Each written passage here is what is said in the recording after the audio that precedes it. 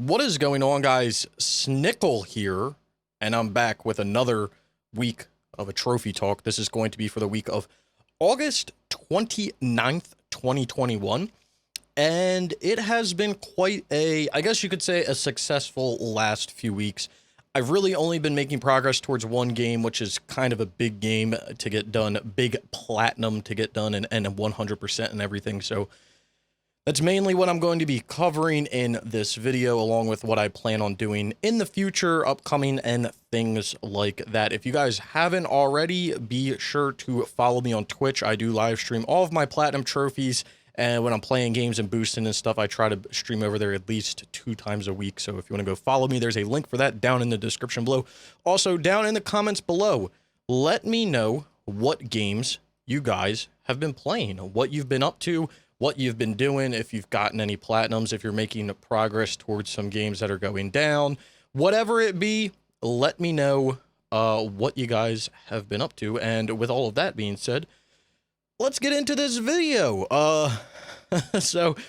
I've only really been making progress towards, I've been making progress towards 2 games, but really I've only gotten the platinum in 1 game, and it, again, kind of a big deal, I guess you could say, but it's basically Shift 2, Need for Speed Shift 2. I was finally able to finish it up, do everything that I needed to do, and get this done. Was it very difficult?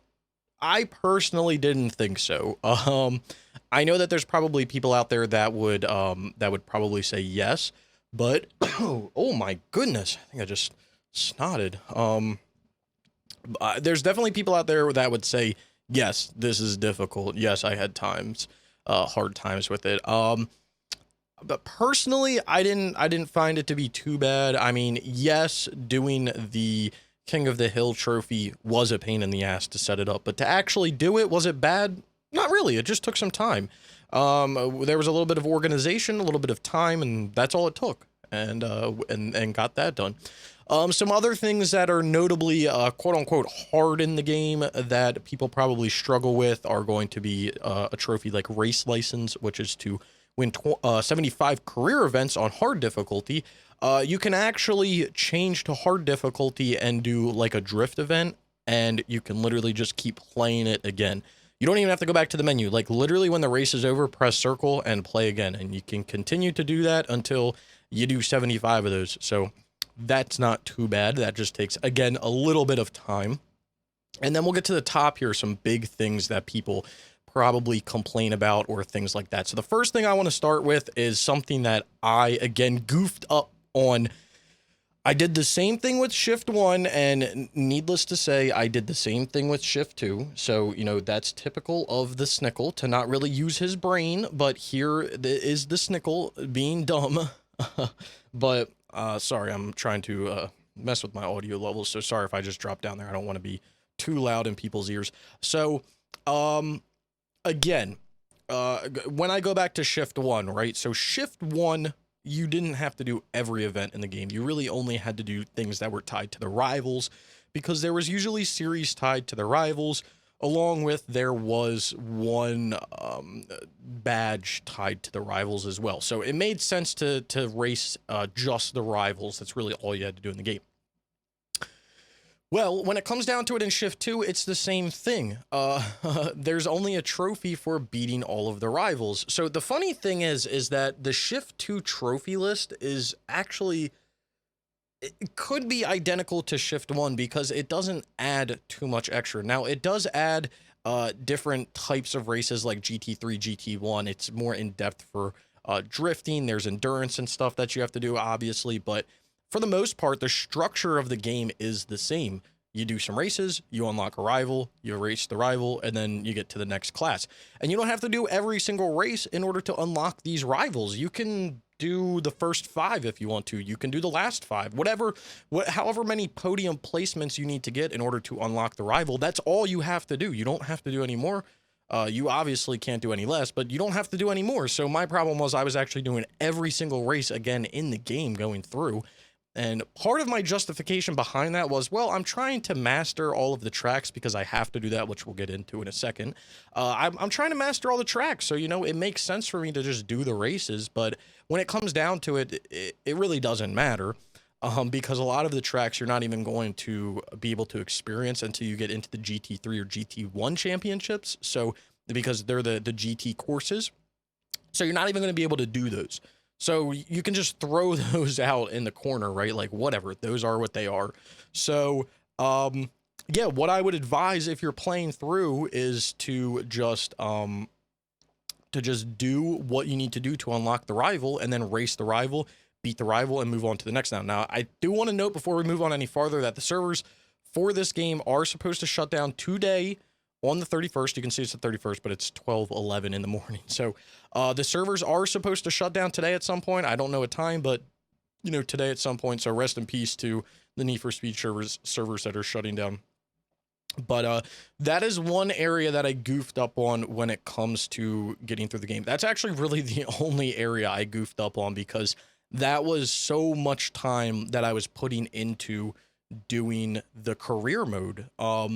Now, the section of the career mode that sucks the absolute most, it's the worst part of it, is going to be the endurance section, because you're going to have to do 40-minute races. Typically, it's around 40-minute races for every single one, and you need to get so many podium placements before you can unlock the rival. And then the rival has like 3 endurance events you have to do or something, so it's just like, it's a lot. Between, you know, comparing the endurance series to like the rest of the game, it's probably like a quarter of it, because I think it takes like 4 or 5 hours just to get through the endurance series and to get to the endurance rival if you're just doing the bare minimum.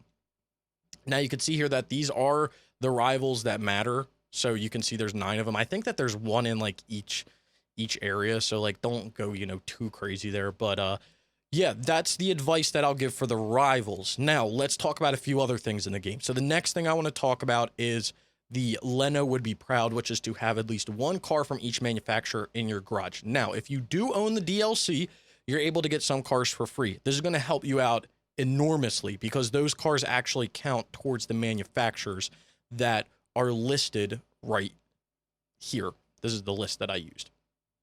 So if you're able to get any of the DLC cars, any limited edition cars, you're going to unlock cars for doing career rewards. All of those cars count towards this trophy.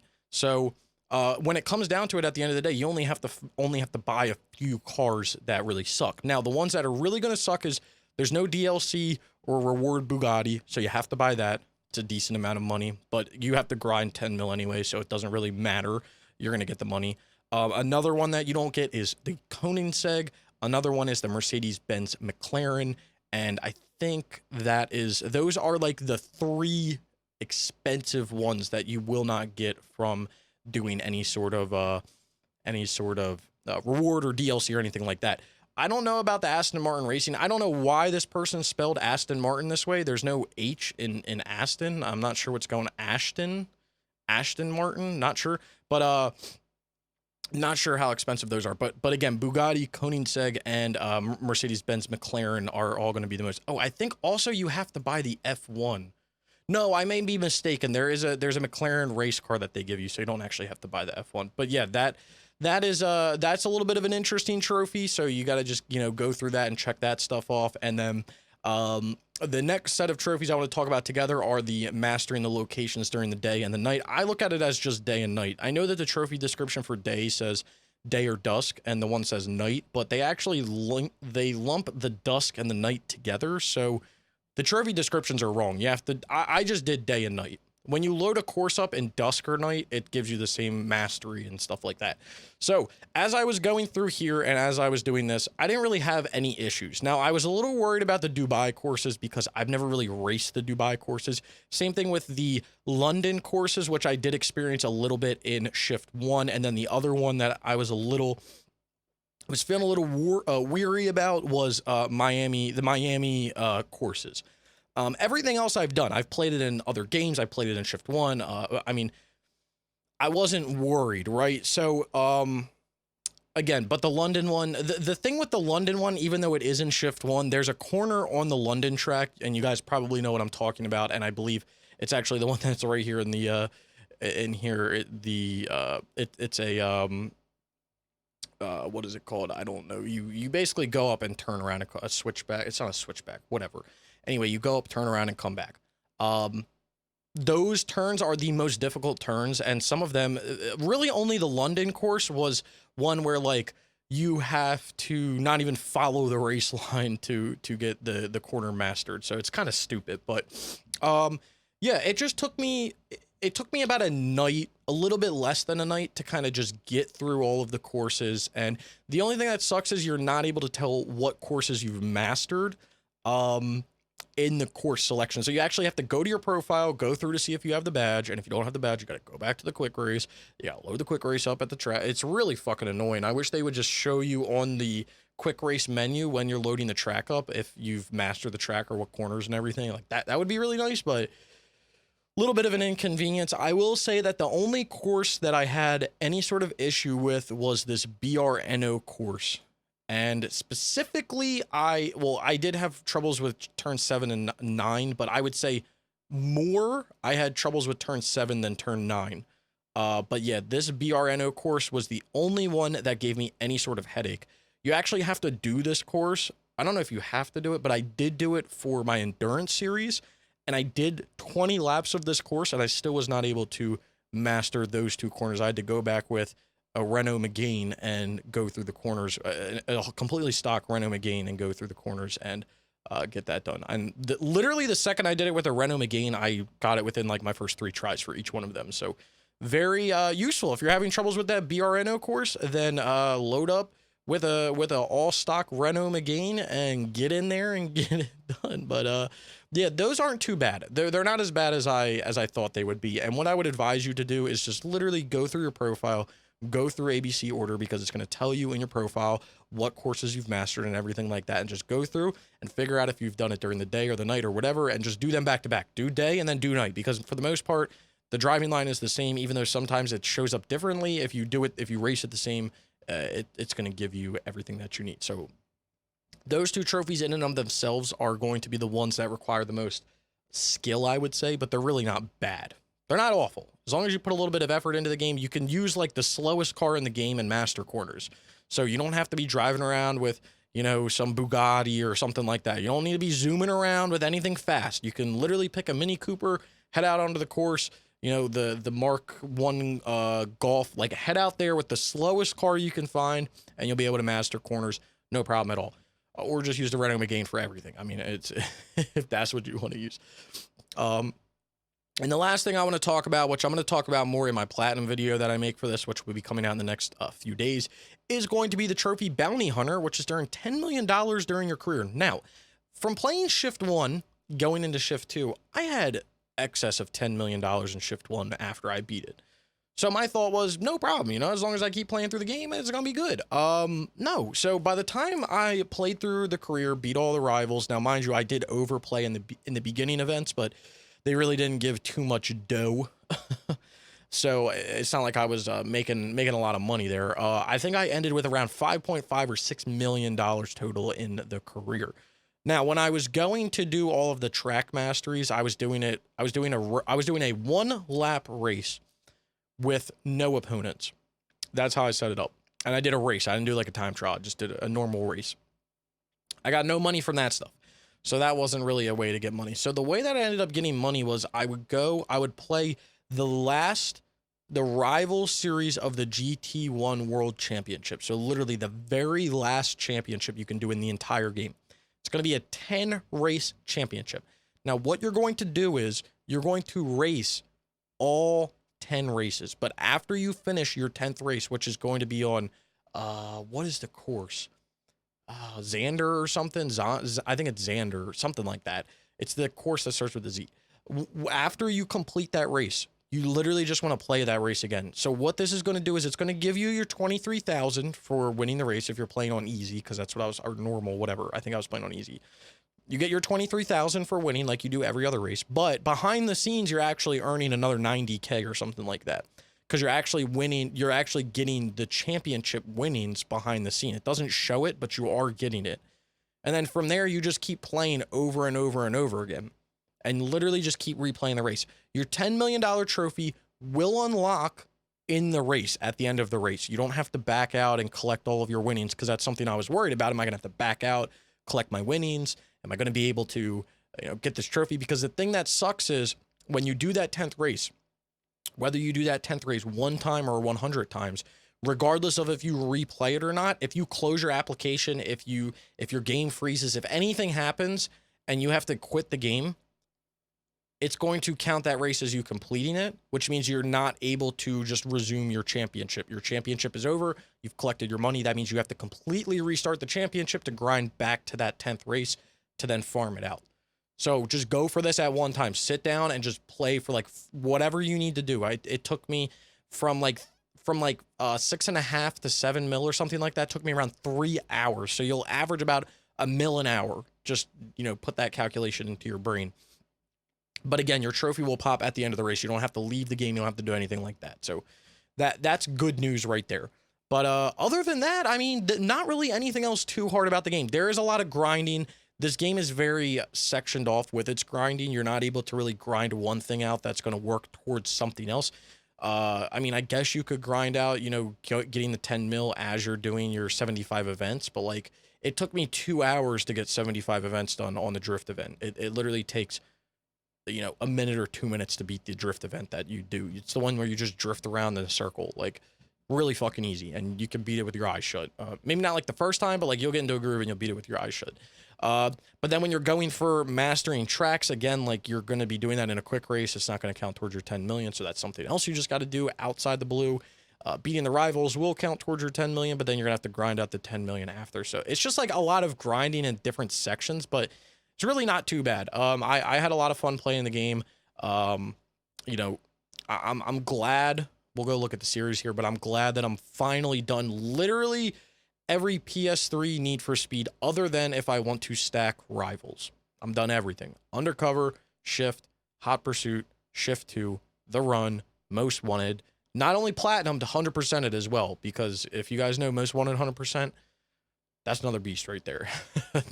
That's something else. But yeah, if I end up wanting to stack rivals, which I may end up doing because I'm probably going to stack Most Wanted on the PS TV along with maybe doing all of the Need for Speed Hot Pursuit remasters, because it's weird that they remastered Hot Pursuit because like no one asked for that, but like Hot Pursuit is like one of my favorite Need for Speed games on the PS3. So I will play that game 2 more times if I'm able to get trophies. So if I'm going to stack, the remasters and then the, Most Wanted, I might as well stack rivals. So at some point I may do rivals on the PS3. I may just knock out the multiplayer trophy and move on. But as of now, other than rivals, I'm done every PS3 Need for Speed.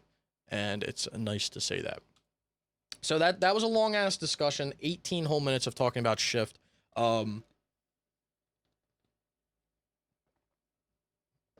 Fortunately or unfortunately, either way you want to look at it, that will be the last time that I talk about Need for Speed Shift on the Trophy Talk. So we're done there. Both of them. We're done the shit series. Oh, let me not do that. Let me not do that. Let me not snort. That's wrong of me. All right. Sorry, I'm drinking my protein shake. So last thing to talk, or I guess the last game I've been playing this week, because there's other things I want to talk about. So the last game that I've been playing this week is Maximum Payne 3. I've made some good progress in this. So basically done all of the DLC. So last time I talked about this, I think we boosted for 2 nights. We've boosted for maybe 2 more nights. We finished up all of the DLC. So DLC pack 1, 2, and 3 is completed along with DLC pack 4, but I do not have the challenge mode unlocked, which is what I'm working on now. So my goal for this game, obviously, I'm getting this done before the servers go down, which is about 2.5 weeks. My goal is to finish up playing through the single player. I'm almost through the single player, so I'm going to finish up playing through the single player. When I play through the single player, that's then going to unlock the ability to play the challenge mode. I'm then going to play the challenge mode, which only takes about 4 to 5 hours, I've heard. finish that up, and then the last thing I have to do in this game is then just grind out the levels, which I can do either by myself or with another person. So I'm probably going to be combining the both of by myself and with another person just to get this done as fast as possible. I want to have this multiplayer done within the next week. That's my goal. Maybe not next trophy talk, but like the end of that week, I really want to have it done. So basically like the 10th, I want to have it done on like the 10th. That's my goal.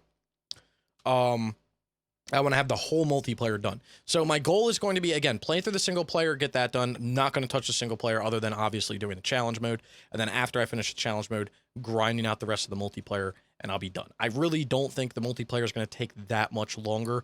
I'm at about level 20-ish right now, which I think 35 is halfway. So we're getting there. I know it's a grind. You don't have to tell me 2, 3, 4 times. I know what a grind is. I've done it plenty more than enough times on games like Far Cry 2, working on an on-grid auto sport and things like that, but it's definitely getting done, and I will be getting it done. I will also be putting, collectible guides and everything out for the game, because even though it's going to be unobtainable, I still want to, provide guides if people want to go for it after the fact. So anyway, that's what I've been playing in the past few weeks. Really just playing a lot of Need for Speed Shift 2, trying to get it done. I've really been driving myself crazy doing that game, so great to get that done. Also, again, working through Max Payne 3, and I'm having a lot of fun playing the single player. Going to be going through that challenge mode. Going to be grinding out that multiplayer and just getting that shit done. Going to get it done. So, in the future, what is the plan for the next, week, right? Next few weeks. So, the next week, main goal for the next week, if I can get done the Max Payne 3 multiplayer, great. I'm going to be focusing exclusively on Max Payne 3. Exclusively. Nothing else. So, I'll be playing that until the multiplayer is done, and I will also probably be playing it after the multiplayer. I'm obviously going to be playing it after the multiplayer. I'm going to be playing Max Payne 3 exclusively until I get the platinum, more or less. I may hop on GTA 5 just to hop on the PS3 before just to see what's going on. I haven't been on GTA 5 on the PS3. It's going down in December, but I may just load it up to see what's going on. So what's my plan for the next, what's looking into the future? What does the Snickel plan on playing? So again, exclusively Max Payne 3. After I finish up Max Payne 3, I will be working exclusively on Grand Theft Auto 5 on the PS3. Now, I do want to make note of this. I have one guide to do Grand Theft Auto 5 on the PS3, which is fine. I'll be able to get a lot of the DLC done because you can kind of farm stuff on the first heist, which is only 2 people. But the rest of it, I need to find people. So I'm either going to be inviting random people, or I'm going to be doing something like that. And essentially all I have to do is beat the heist, the finales of each heist. That's literally all I have to do. So I'm not worried about it. Just have to, beat them. So that's not too bad. And then when it comes to the rest of the game, as I'm doing the platinum medals and stuff, that will then earn me the platinum awards. And then I'm level 94 or something right now, so I'm very close to rank or rank 94, so I'm very close to rank 100. Those are the last 2 multiplayer trophies I need for the base game, and then after that, we'll be going for all the cleanup in the single player. I'm not worried about that. We'll be going for all that, and I don't know what I'll be saving for last or what I'll be doing first, but yeah, we'll be going for the single player after and working through that. And that's going to be, a challenge. It won't be a challenge, right? I'm not too worried. It's just going to take a little bit of time. But, again, it's going to be Max Payne 3, GTA 5. Now, after those 2 games, what am I going to get into? I may actually load up the PS5 finally and play a game. There's a few games that Brian and I have been talking about doing. One of them being Anthem. So that may be coming up shortly in the future. 2 things that I would like to cover, which are not full games. I will be playing the Assassin's Creed Valhalla DLC. That'll be something that I'll probably be doing immediately after GTA 5. And then after the Assassin's Creed Valhalla DLC, I will be playing the Ghost of Tsushima Iki Island DLC, because I'm actually really looking forward to getting back into that. And hopefully the Legends, Rivals, and Mastery challenges are up by the time that I get into playing it. That would be kind of cool. But yeah, my goal is going to be Max Payne 3, GTA 5, and then going to be Valhalla, Ghost of Tsushima, DLCs for both of those. Maybe a PS5 game I don't know, Astro's Playroom or something stupid. we'll figure out, and then I'll be doing a few games with Brian, like Anthem and stuff, and then we'll be getting into the PS3 backlog, which is going to be going ABC order, so that's going to be cool. Now, a big question that people are probably asking, if you've looked at the numbers at the top, oh, Snickel, what's going to be your 200th platinum? You're at 199 right now. It's probably going to be Max Payne 3. I'm not one that cares about, milestones. There's people that probably would make Max Payne 3 a milestone because I don't give a shit. If I was playing Africa, I'll do it. If I was playing Terminator Salvation, like that would have been my 200. I don't really care. So it's just, it's convenient that Max Payne 3 ended up being when I was doing 199 or to 200. So that's kind of cool. But that's what I've been playing. That's what I plan on playing. Let's get into a few topics. If you guys have anything that you want to ask me for, or that you want me to discuss in future trophy talks, you can leave those in the comments below, and I will talk about them in future episodes. So the first comment that I want to cover is from Hannibal 9090, and he asks me, am I using a racing wheel for your racing games? That would make too much sense now, wouldn't it, Hannibal? No, I'm actually not. For Shift and Shift 2, I'm not using a wheel. I've heard that it's okay, but I don't feel like pulling the wheel out, and I was doing just fine with the controller, so I'm not playing with a wheel. The only games I play with a wheel are games like Dirt Rally. Project Cars will probably be a game that I play with the wheel because I've tried it without, and it's AIDS. And then the other game would probably be, Assetto Corsa, and then maybe GT Sport, like really like hardcore simulators. Shift to me is not a hardcore simulator. It kind of sits in between a hardcore simulator and a not hardcore simulator. It's a simulator, but it's not like hardcore. There's definitely things about it that I question. But I am not using a wheel for doing any of my racing games, recently at least. And then the last one we have here is from JGM4789. The biggest issue with these Radalika type platinums is that most of them don't even require you to even finish the game. For example, Metagal, which easily could take 1 to 3 hours, but getting the plat is equivalent of just beating Metal Man in Mega Man 2.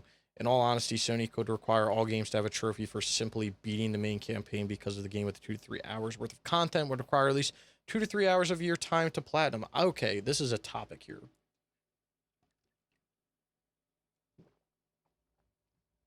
So, hope you didn't think I disappeared, because this is spicy. So I agree. I agree that there should be a trophy for beating a campaign. This is the thing. It doesn't fucking matter.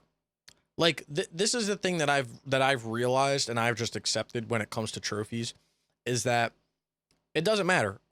You have people making trophies. Not even trophies. You have people making games in Microsoft Paint. I mean, at this point, anything can be let on the store. It doesn't matter what the trophy list is. I think what has kind of happened is Sony's realizing that, like, this is a market. Like, they have a little market here, and if we can release the same game on 5 different regions, these dummies will buy it. Like, they just make more money. That's what it comes down to. Sony makes more money and the developers make more, and if there's a publisher, they all make more money. The more regions they have, the easier the trophies, the more people are going to buy them, sadly. And what it comes down to is just, you as a gamer, us as gamers, right? Us as not even trophy owners, right? Gamers, we need to just, know when to not cross the line and not play a game just for trophies, and to not fall into that, buying games for trophies. And I think that that's the biggest thing that's happening recently with new people that are getting into trophy hunting. In general, I've seen people that have gotten into trophy hunting in the past few years that already have like 100 platinums, and it's like, I'm sitting here at almost, I'm about to hit 200, and I'm like, I've been doing this shit for, how long? When was my first 11 years? I've had this account. I've been playing on this account daily, other than when I studied abroad for like 2 months. I've been playing on this account daily for 11 years, and I still only have 199 platinums. Now, you could argue, well, you're not efficient, Snickel. You're just a shit trophy hunter. Well, yeah, I mean, probably that is the truth. But, no, I think it just comes down to people as gamers. You got to take the trophies out of it, man. Like you just have to. It's like the Ratalika games. I will always say this. I don't mind playing the Ratalika games. I have Ratalika games on my list. I have no problem playing them and experiencing them, right? But I'm going to play them one time, and that's that. Will not play them any more than one time. It was like back in, like a big game back in the day, a big game back in the day was Sound Shapes. And that was a game that people would play one time, and then they would stack it like 4 times or whatever it was. And it was really like one of the first games that did that. And it's just a shame because at the time of people doing that, there were trophy hunters that were doing it. I know a lot of people that did it because they were like, it's easy trophies, man. Like, if all I have to do is just download the game and, do it, that's easy. Yeah, but you had to buy it. Like, it's not the fact of, like, if I could just download it and get the trophies, yeah, I would too. But, like, you had to buy it. It's not like it was free. You had to buy it. So, yeah, I just don't think, it has to come down to you. That's what it comes down to. It has to come down to the individual to make the decision of whether you want to play these games or not. And like I said, I have no problem if people want to play Ratalika games. If that's the only game you want to play, you just want to play Ratalika games, go right ahead. If you're just playing it one time just to experience it, that's fine. I do think that there should be a trophy for beating it, but guess what? The turnaround for that is, it takes me 3 hours to beat this game. Well, I'll just change it to 30 minutes. Like, they'll just change the length of the game. It doesn't matter. Like, they'll just change the length. This game takes 3 hours. Well, we're going to change it to 45 minutes. There you go, 45-minute platinum. You beat the game in 45. There's always going to be a work around when it comes to it, and it's just sad. I don't fully understand the thought process that people have of stacking games multiple times. I don't understand the thought process that people have of needing to do every version of every game. Now, mind you, I do plan on doing that. I've talked about that in this video where I want to do Need for Speed Hot Pursuit. I'll play that game 10 times if I can.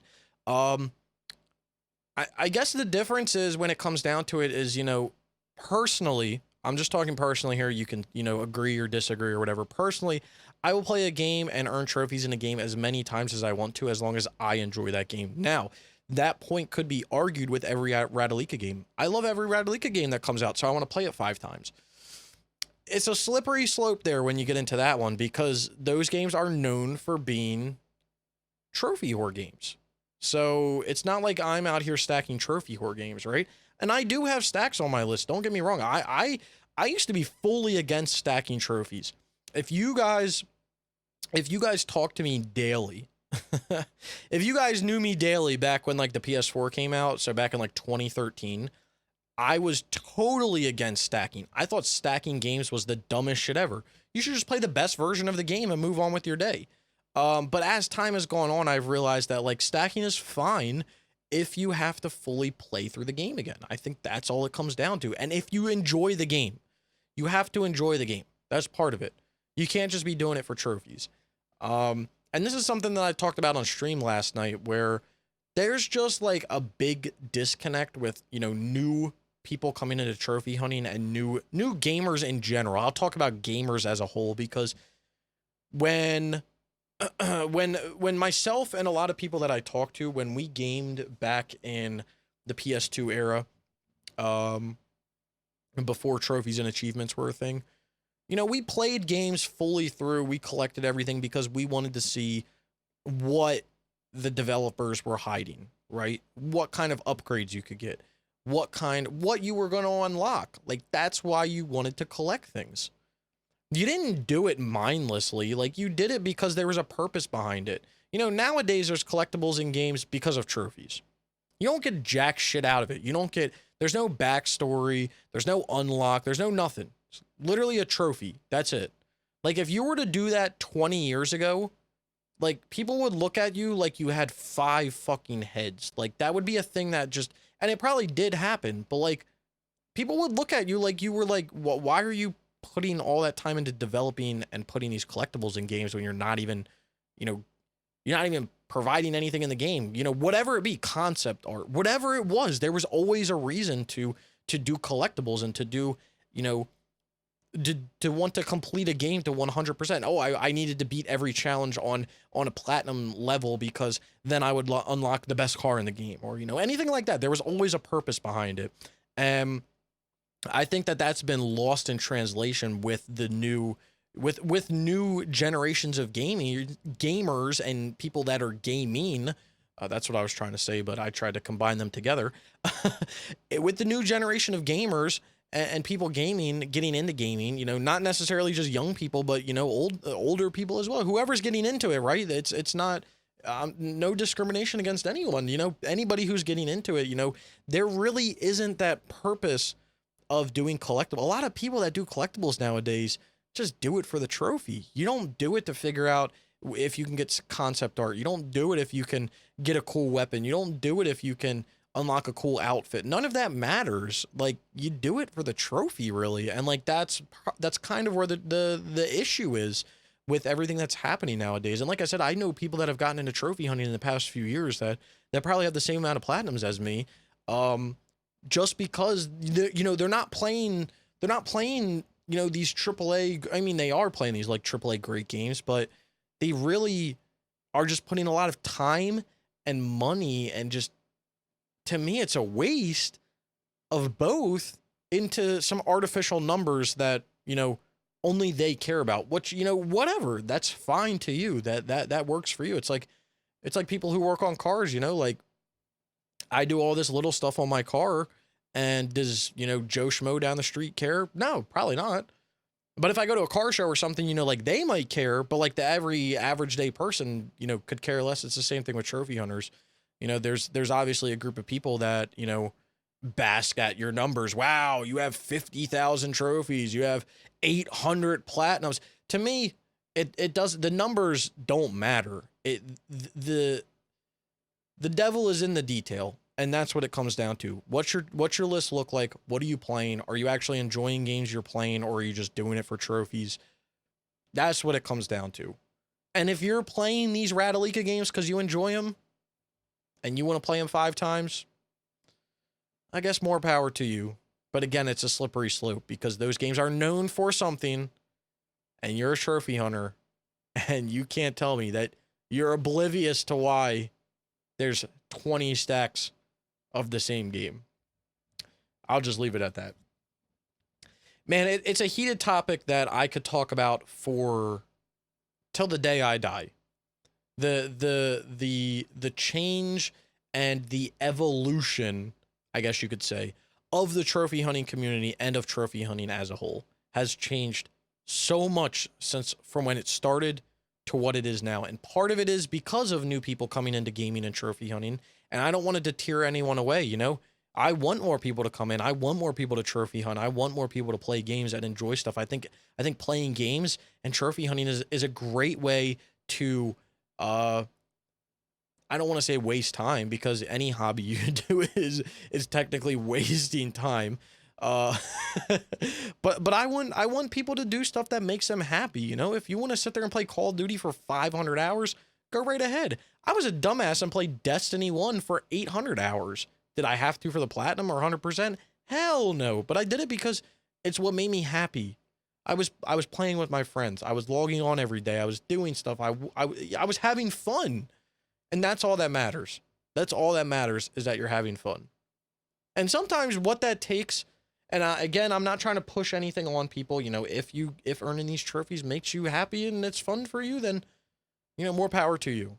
That's all I will say. That's all I'll say. Just sometimes it does take a step back to realize, to really understand. And I did, again, the same thing with Destiny 1. I did the same thing, man. I did the same thing when Destiny 2 came out. Even though it was shit compared to Destiny 1, I took a step back and I was like, I invested so much time into this game.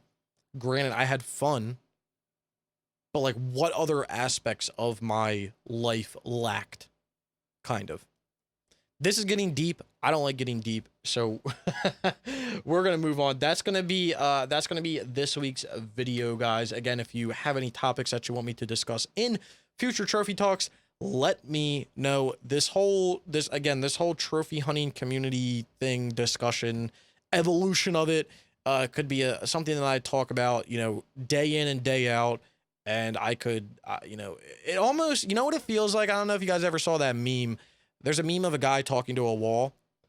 That's kind of what I feel like every time that I have a discussion or something about, you know, how the trophy hunting community is, because there's so many people that I talk to, and there's so many people that I know that not despise, that's a harsh word. There's so many people that I know and talk to that don't take that stance of just earning trophies for numbers, and it just confuses me to where all these people that do it live. Because are you even an actual human being? Are you like a cyborg? Like, what are you? Because like there's so many people that I know that are so against it, but somehow it still exists. So I honestly feel like myself and everybody else that feels that way of playing what you want to play to make you happy, which again, we're, you know, maybe that's what's happening. And not playing a trophy whore game 20 times, you know, it's almost like talking to a brick wall. But, you know, again, it is what it is. It's going to be what it's going to be, and no one's going to be able to change it except, you know, that person themselves. So, yeah, anyway, hope you guys enjoyed the video. If you did, be sure to leave a like. Be sure to check out all the links down in the description below. We got links to my Twitter, my Twitch, Discord server, podcast, my profile right here that you're looking at. So if you want to go check any of that stuff out, it's all linked down in the description below. Again, let me know down in the comments below what you guys have been playing, any topics you want me to discuss. If you've enjoyed the video, I appreciate all the comments. I've been getting comments on the trophy talks and stuff that you know, very grateful for them. So thank you all for that. Thank you all for the support. But yeah, again, leave the video a like if you did enjoy it. If you've made it this far and you haven't subscribed, which would be weird because it's been a whole like 40 something minutes, consider subscribing. And I hope to see you around sometime soon.